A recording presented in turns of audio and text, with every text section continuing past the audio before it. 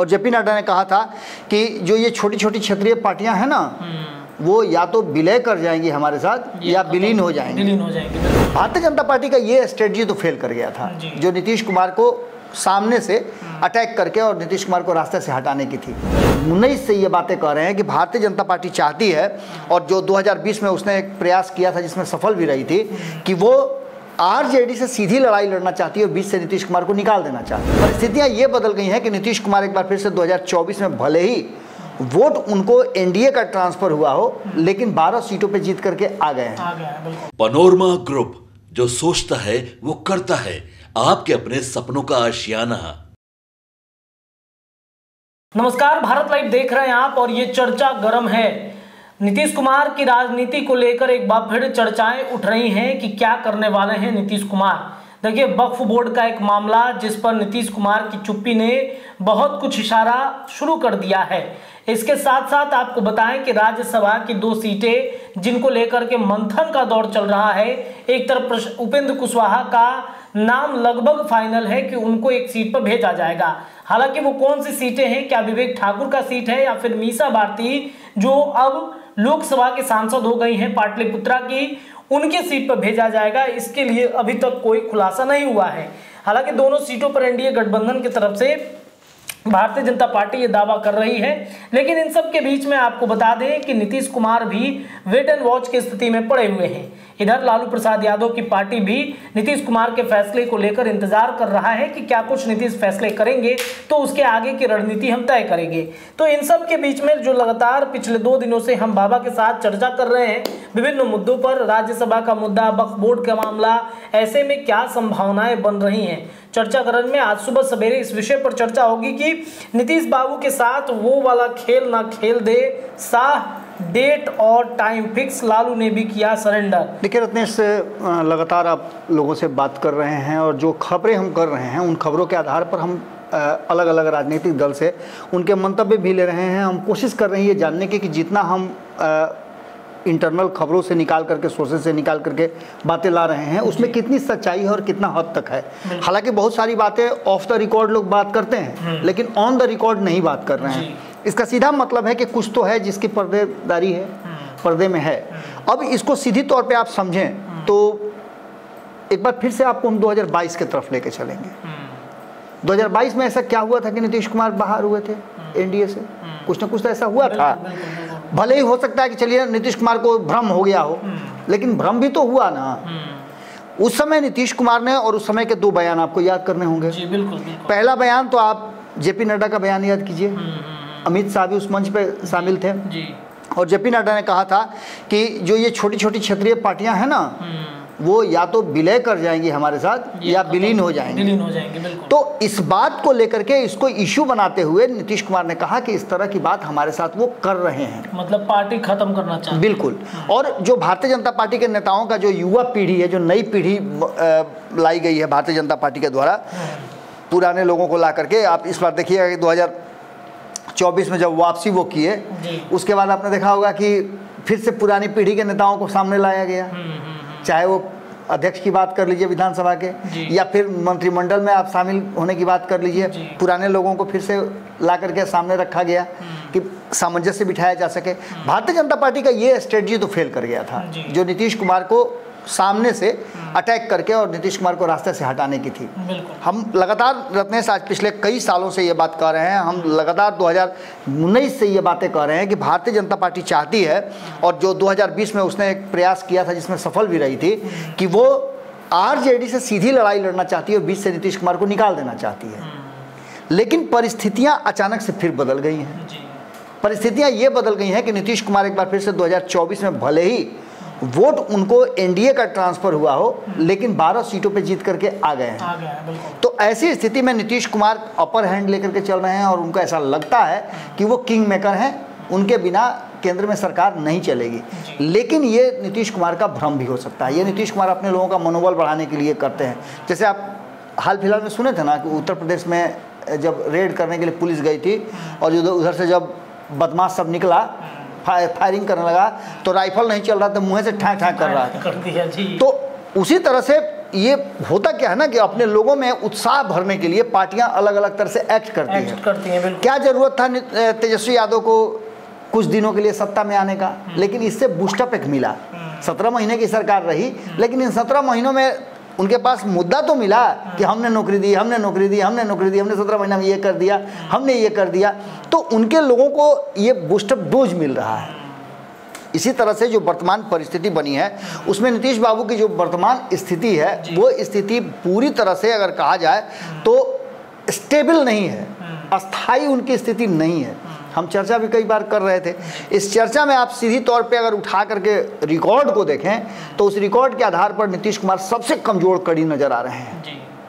अच्छा, सबसे कमज़ोर कड़ी इसलिए भी नज़र आ रहे हैं कि उनको अभी करीब 10-11 महीना के बाद चुनाव में उतर जाना होगा, क्योंकि अगले साल नवंबर में चुनाव होने हैं। अगर वक्त से पहले चुनाव हो गया तो कभी भी हो सकता है। तो इसका मतलब है कि नीतीश कुमार की एक गर्दन एक टांग तो फंसी हुई है निश्चित रूप से। उसके लिए नीतीश कुमार को पूरी तरह से सेटिस्फाई होना पड़ेगा कि वो एनडीए में हैं तो उनका सपोर्ट सब कर रहे हैं कि नहीं कर रहे हैं, या उसके बाद क्या होगा। इस बार नीतीश कुमार उस स्थिति में भी नहीं है कि 2020 की तरह भारतीय जनता पार्टी को मजबूर करे कि जाइए और कहिए कि हम ही मुख्यमंत्री रहेंगे। अभी तो सिर्फ मुंह से कहना है, जैसे मुंह से ठा होता है वैसे मुंह से नीतीश कुमार करना है, कुछ है नहीं उसमें। लेकिन जो स्ट्रेटजी और जिस तरह से अमित शाह को साइड करके नीतीश कुमार ने एक नरेंद्र मोदी से डायरेक्ट कॉम्बिनेशन बनाने की कोशिश की, तो आप समझ सकते हैं रत्नेश की जब हमारे ऑफिस से ही बात होगी, हमारे स्टूडियो की बात होगी, अगर कोई आता है मिलने के लिए तो हम आपको बाईपास तो कर नहीं सकते हैं। जी। निश्चित रूप से आपको बाईपास करके अगर कोई काम हम करते हैं तो आपको भी बुरा लगेगा। जी बिल्कुल। सामने से नहीं कहिएगा लेकिन बुरा तो लगेगा। जी। तो उसके लिए कहीं ना कहीं वो तो आपका जो भीतर में छुपा हुआ है वो तो कहीं निकलेगा ना। इसी तरह से आप समझिए कि सीधी तौर पे एक बात तो साफ साफ नजर आ रही है कि जैसे ही ये पूरी कहानी शुरू होगी तो इस कहानी में एक पात्र आएंगे, और वो पात्र क्या करेंगे, तो वो पात्र आ करके इस पूरे मामले को डाइल्यूट करेंगे। अब नीतीश कुमार क्या करेंगे, तो नीतीश कुमार के पास वो मौका है कि जिसमें नीतीश कुमार अपने आप को रिवाइव करें, एस्टेब्लिश्ड करें। लेकिन दूर दूर तक नीतीश कुमार कहीं एस्टेब्लिश्ड होते हुए दिखाई नहीं दे रहे हैं। हमने आंकड़ों की बात की थी कि जो आंकड़ा नज़र आ रहा है एनडीए का, उस आंकड़े में 1998 में एनडीए का गठन हुआ था, और उस समय से लेकर के अब तक आप उठा के देख लिया। हालांकि गठबंधन की राजनीति तो 77 दशक से चल रही है। 77 में पहली गठबंधन की सरकार बनी थी, लेकिन उन गठबंधन की सरकारों के अस्थायी होने, उसके जल्दी जल्दी बिखर जाने के कारण एनडीए गठबंधन का स्वरूप बनाया गया था, जिसमें नीतीश कुमार भी शामिल थे और लगभग 30-35 दल शामिल उसमें हुए थे। आज बिखरे सभी भारी बारी वाली हिसाब किताब है। आप एनडीए का स्वरूप जो आज देख रहे हैं, आपको याद होगा कि जब इंडिया गठबंधन का स्ट्रक्चर बना रहे थे नीतीश कुमार, तो लगभग 28-30 दलों को लेकर के उन्होंने इंडिया गठबंधन की शुरुआत की थी, और उनके अगेंस्ट में एनडीए गठबंधन भी जिसको तिसको जोड़ तोड़ करके एक भी गठबंधन बनाने की कोशिश की। 4 दिन की पार्टी भी है उसको भी जोड़ करके वो अपनी गठबंधन का हिस्सा बना करके उनसे ज़्यादा संख्या दिखा रहे थे। जी। लेकिन फैक्ट तो यही है ना कि 293 सीटों पे आप आए हैं, उसमें से 240 आपके हैं। बाकी जो मेन आपके पिलर हैं वो चंद्रबाबू नायडू हैं, नीतीश कुमार हैं, और उसके बाद अगर नंबर देखते हैं तो चिराग पासवान है। यही आपके पिलर न है। बाकी एक आधा गो यही ना आपके यहाँ है। दूसरे खेमे में आप देख लीजिए तो एक 99 है, आप 99 करते हैं, लेकिन उसके बाद आपको लंबी फहरिस्त नजर आएगी 28 सीट का, 29 सीट का, 25 सीट का, 15 सीट का, 10 सीट का, 5 सीट का। तो कहने का तात्पर्य यह है कि जब 1998 में एनडीए गठबंधन बना तो उसमें बहुत मजबूती से कांग्रेस के विरुद्ध ये लड़ाई लड़ी गई। उसके बाद धीरे धीरे करके जैसे जैसे मजबूत होती गई भारतीय जनता पार्टी, वैसे वैसे लोग और क्षेत्रीय दलों को उसने अपना ग्रास बनाना शुरू किया, और ये सिलसिला 2014 से ज़्यादा शुरू हुआ है। अटल बिहारी वाजपेयी और अडवाणी के समय में आपने देखा होगा कि लोग नाराज होते थे, लेकिन इतना नाराज नहीं होते थे कि वो फिर दोबारा गठबंधन में वापस नहीं आए। लेकिन अब अगर कोई आता भी है तो या तो उसको डरा के लाया जाता है या मजबूरी में आता है। अब ऐसी स्थिति में आप समझ सकते हैं कि जब नया ये 2014 से स्ट्रक्चर बना है, प्रयोग जो शुरू हुआ है, इस प्रयोग में सबसे पहला अगर कोई ग्रास बना तो वो अकाली दल बना पंजाब में। अकाली दल से इसकी शुरुआत हुई और अकाली दल आप देख लीजिए कि कई खेमे में बटा हुआ है, एकदम बिखर करके अलग अलग हो गया है। मतलब ये मुझे ऐसा लगता है कि पार्टियां जो मजबूरी में आ रही हैं वो पार्टियां अलग अलग दो फाड़ में जा रही हैं। जैसे महाराष्ट्र का देख लीजिए, सीन देख लीजिए, बिल्कुल। इसके अलावा कई साउथ के क्षेत्रों में। अब यहाँ से शुरू कीजिए ना आप, महाराष्ट्र में आप शिवसेना के पास चल जाइए। शिवसेना सबसे पहली और सबसे ज्यादा ट्रस्टेड पार्टी थी, उस पार्टी को तोड़ने में भी लोगों ने हिचक नहीं दिखाया। उस पार्टी को, शिवसेना को, जो कि बाला साहेब ठाकरे की पार्टी थी और आंख मूंद करके भारतीय जनता पार्टी का सपोर्ट करते थे, भारतीय जनता पार्टी से दो डेग आगे बढ़ करके वो हिंदुत्व के एजेंडे को लेकर के चलते थे, वो पार्टी बिखर गई। और वो बिखरी काहे के लिए? तो सत्ता के लिए। सत्ता में जो तय हुआ था, जो एग्रीमेंट हुआ था, उस एग्रीमेंट से भारतीय जनता पार्टी पीछे हट गई थी। ऐसी स्थिति में आपने देखा कि शिवसेना टूटी और शिवसेना के साथ साथ और भी पार्टियां टूटी। वहीं पर आपने देखा कि एनसीपी भी टूट गई, सत्ता में दोनों आ गई। तो भारतीय जनता पार्टी ने इसको भी तोड़ा। इसके अलावे आप समाजवादी पार्टी की बात कर लीजिए।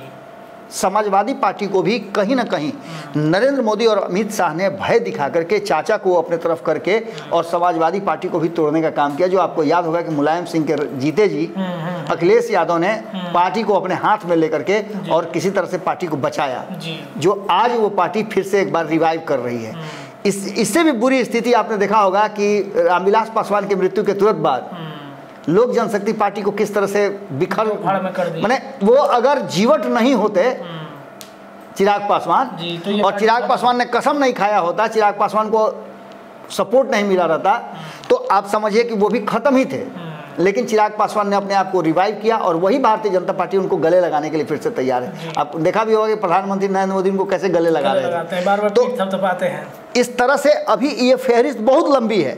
इसमें आप और भी अपना दल की बात करें, अपना दल के साथ भी यही हुआ, माँ बेटी अलग अलग हो गई, दो पार्टियां बन गई। इसके बाद अब बसपा की बात कर लीजिए। कभी भारतीय जनता पार्टी ने उसके साथ भी अलायंस पार्टनरशिप में सरकार चलाई थी, उसको भी समाप्त कर दिया। उसकी भी स्थिति आप देख लीजिए, कई फाड़ में बट गई है। अब ये सारी चीज़ें आप देखते हुए जब लौट करके आप बिहार आते हैं, तो नीतीश कुमार जब जब टूटने के कगार पर आते हैं तब तब एनडीए से बाहर हो जाते हैं और जब जब फिर उनको ज़रूरत महसूस होती है तो आ जाते हैं। लेकिन अब नीतीश कुमार के साथ जो बातें हुई हैं, वो बातें इस बात के लिए मजबूर कर रही हैं, हमें भी कहने के लिए मजबूर कर रही है कि नीतीश बाबू को लेकर के कहीं ऐसा ना हो कि जो खेला शिवसेना के साथ हुआ, जो खेला झारखंड मुक्ति मोर्चा के साथ हुआ, झारखंड मुक्ति मोर्चा भी तो लगभग बर्बादे हो गया। जी बिल्कुल बिल्कुल। आम आदमी पार्टी लगभग बर्बादे हो गई। तो ये सारी चीज़ें कहीं ना कहीं भारतीय जनता पार्टी से एक दिन का भी अगर रिश्ता रहा तो वो सारा आपका क्लू जो है वो जान लेती है और जान करके फिर आप पर अटैक करने लगती है, आपके लोगों को अपनी तरफ मिलाने लगती है।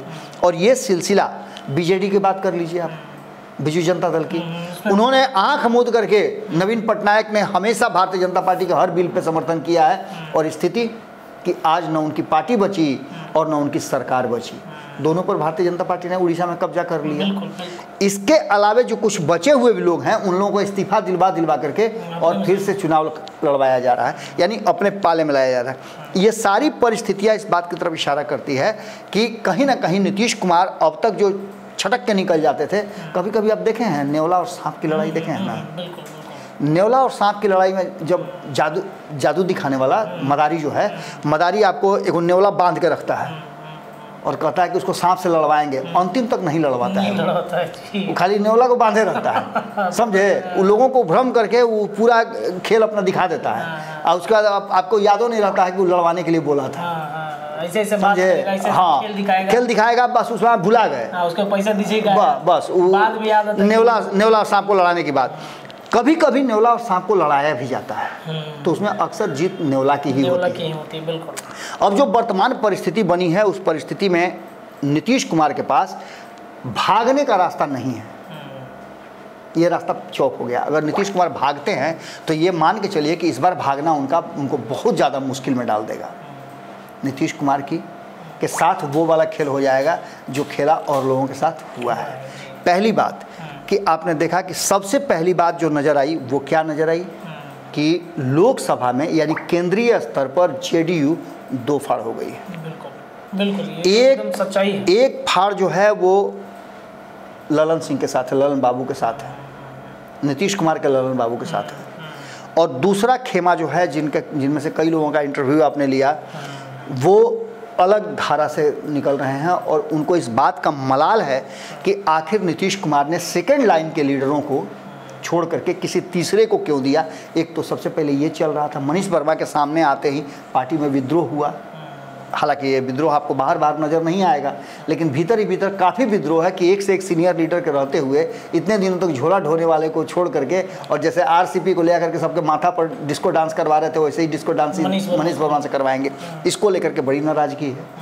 इसके अलावा अभी तुरंत नीतीश कुमार हालांकि चुप हैं, लेकिन वक्फ बोर्ड वाले पर पार्टी जो है कई फाड़ में बट गई है। इसके अलावे बिहार को विशेष राज्य की दर्जा की बात कर लें, या फिर जातीय गणना की बात कर लें, या फिर आरक्षण बढ़ाने की बात कर लें, यहाँ भी आकर के मामला अटक गया। और नीतीश कुमार के पास ये पावर नहीं है, उनके 12 सांसद होते हुए, जिसके बारे में हम बता रहे थे कि बैसाखी। नीतीश कुमार अब बैसाखी मैंने ऐसा हो गया है अब उनका पैर कि जिसमें वो एक बैसाखी से भी चल सकते हैं, मतलब अकेले संभाल सकते हैं। तो ऐसी स्थिति में आप समझ सकते हैं कि नीतीश कुमार के लिए बड़ा मुश्किल घड़ी आ गई है। और अगर नीतीश कुमार इसमें से जरा भी चूं चपड़ करेंगे तो डेट वगैरह सब फिक्स है। आपको याद होगा कि हम बार बार बता रहे हैं कि दिसंबर का इंतजार कीजिए।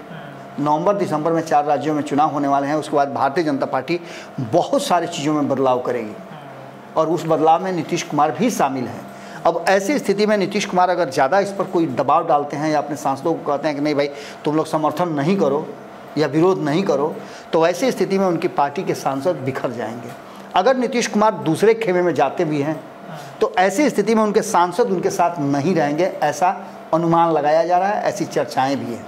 कारण है कि उनको अब मतलब इस बात से नहीं है कि नीतीश कुमार बिहार में मुखिया बनते हैं कि नहीं बनते हैं। नीतीश कुमार का लोग मान चुके हैं कि 2029 में जब चुनाव होगा तब हटेगा, तब नीतीश कुमार का क्या होगा वो कहना बड़ा मुश्किल है। लेकिन 2029 तक नरेंद्र मोदी तो हैं, इसलिए अपनी भक्ति जो है नरेंद्र मोदी की तरफ शिफ्ट कर दी जाए, और ये बात नीतीश कुमार भी जानते हैं।